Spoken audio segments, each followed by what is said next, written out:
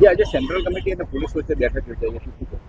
જી, મારું નામ સઈદ Ahmed Malek, Anand central Muharram committee ઉપપ્રમુખ અને સેન્ટ્રલ કમિટીના તમામ સભ્ય તથા આણંદ શહેરની તમામ મોહરમ કમિટીના પ્રમુખ ઉપપ્રમુખ બધા એકત્ર થયા હતા. આણંદ ટાઉન પોલીસમાં આણંદ ટાઉન પીઆઈ, સરદારબાગ ચોકી પીઆઈ અને આણંદ ડીવાયએસપી પંચાલ સાહેબ તેણોની નિગરાની હેઠળ જે આજે સલાહ સૂચન આપવામાં આવી કે તાજિયા જુલુસ દરમિયાન શાંતિપૂર્ણ રીતથી સારી રીતથી આયોજન કરો અને સમાપન કરો. પોલીસ બી સાથ સહકારમાં છે અને તમારી કમિટીઓ પણ સારી રીતથી એવું આયોજન કરે અને બહુ સારું એવું આણંદમાં માહોલ છે અને શાંતિપૂર્ણ રીતથી આણંદમાં મોહરમનો તહેવાર સમાપ્ત પણ થશે.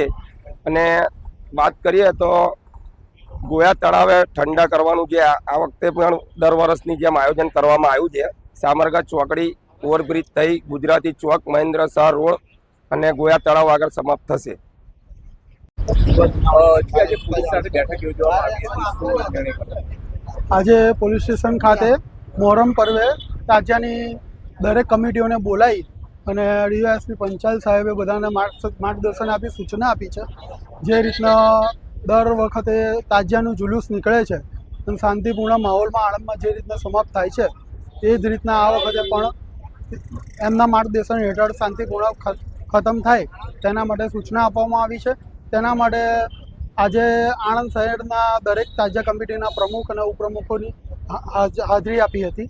તે બદલ હું સૌને અપીલ કરું છું કે બધા સાથ સહકાર આપી અને સારી રીતે શાંતિપૂર્ણ માહોલમાં આ તહેવારનો ઉજવણી કરે.